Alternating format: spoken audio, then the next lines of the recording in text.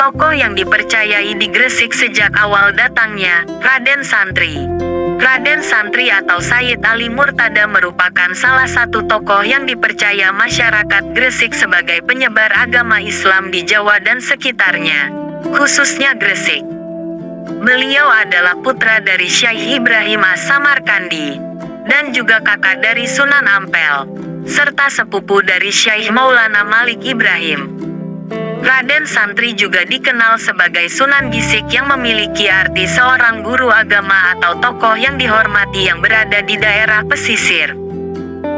Dalam catatan Cina kata Sunan berasal dari dialek Hokian yaitu Su dan Nan, di mana Su bermakna suhu atau saihu yang memiliki arti guru, sedangkan Nan berarti selatan. Kata gisik sendiri dalam bahasa Jawa memiliki arti pantai, sesuai dengan lokasi dakwah Raden Santri yang berada di daerah pesisir Gresik.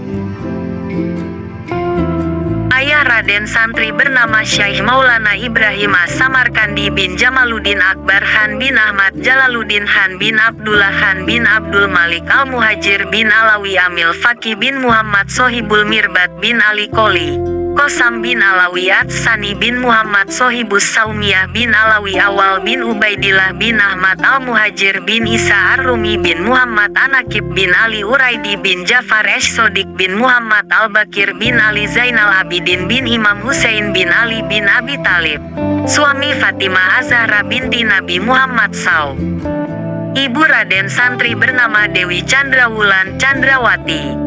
Dewi Chandrawulan merupakan putri dari Sultan Kutara Kerajaan Campa, yaitu Bong Takong dengan Putri Indra Farmanvi Putri Raja Campa.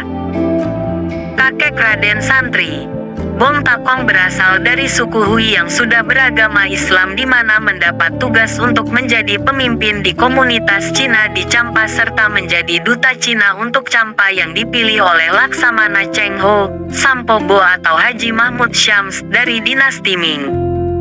Raden Santri menyertai ayahanda serta saudaranya datang ke Jawa untuk menyebarkan agama Islam serta berkunjung ke bibinya, yaitu Dewi Condrowulan Dwarawati yang menjadi istri dari Prabu Kertajaya, Brawijaya.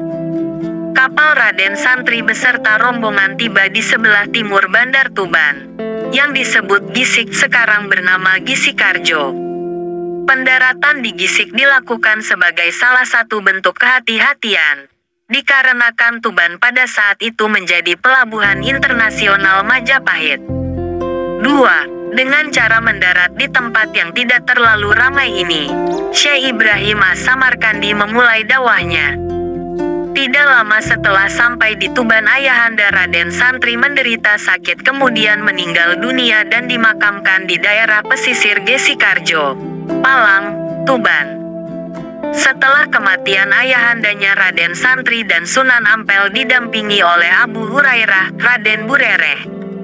1 tahun berlalu Raden Santri hendak kembali ke Campa, tetapi negeri tersebut telah hancur dan dikuasai oleh Raja Pelbegu dari Kerajaan Koci. Raden Santri kemudian menerima saran dari Raja Kertajaya untuk tetap menetap di Majapahit dan tinggal di Gresik. Setelah wafatnya Syekh Maulana Malik Ibrahim pada tanggal 9 April tahun 1419, Raden Santri melanjutkan tugasnya yaitu sebagai penyebar Islam di Gresik. Raden Santri disebut sebagai Sunan Lembayung oleh masyarakat Madura, karena beliau berkeliling dakwah di daerah Madura. Sedangkan Nusa Tenggara sampai dengan Bima menjuluki Raden Santri sebagai Raja Pandita Bima. Dalam catatan sejarah, Raden Santri dijelaskan menjadi penyebar agama Islam pertama di Nusa Tenggara Barat yang nantinya menjadi pondasi awal Kerajaan Bima yang berlandaskan Islam, Ahlussunnah wal Jamaah. Setelah menyebarkan agama Islam di daerah Madura dan Nusa Tenggara, Raden Santri diminta untuk kembali ke Gresik untuk menggantikan Syekh Maulana Malik Ibrahim. Di Gresik sendiri Raden Santri juga diberi gelar yaitu Raja Pandita Wunut. Gelar ini merupakan anugerah rahasia yang diberikan oleh Raja Majapahit untuk penguasa yang beragama Islam. 5. Masyarakat Gresik sendiri lebih sering menyebut beliau sebagai Raden Santri.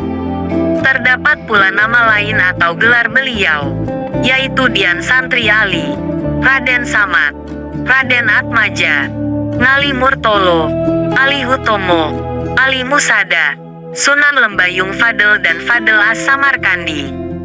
Raden Santri memiliki 2 istri.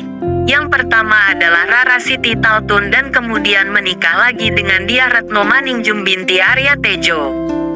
Raden Santri menikah dengan Rara Siti Taltun atau Ra. Madu Retno binti Aryo Baribin. Dari pernikahan itu Raden Santri memiliki 4 orang anak.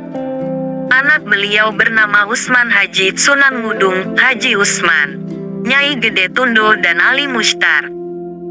Anak pertama Raden Santri yaitu Usman Haji menikah dengan Putri Tumenggung Wilwatikta. Dari pernikahan tersebut lahirlah Sunan Kudus Amir Haji atau Jafar Sodik dan anak perempuan yang diberi nama Dewi Sujina. Haji Usman menikah dengan Siti Syariat dan memiliki anak yang bernama Amir Hasan, Sunan Manyuran. Anak perempuan Raden Santri menikah dengan Khalifah Husain, Sunan Kertoyoso, dan memiliki anak yaitu Khalifah Suhuro. Raden Santri wafat pada tahun 1317 Saka, 1449 M15 Muharram abad ke-8 Hijriah. Makam beliau terletak sekitar 100 meter sebelah utara alun-alun kota Gresik, tepatnya di Jalan Raden Santri, Kelurahan Bedilan, Gresik, atau hanya berjarak 200 meter sebelah utara dari makam Syekh Maulana Malik Ibrahim. Tepat di samping pusara Raden Santri terdapat pusara murid kesayangan beliau, yaitu Said Hasan. Hal beliau sering diperingati oleh masyarakat Gresik pada setiap tanggal 15 Muharram.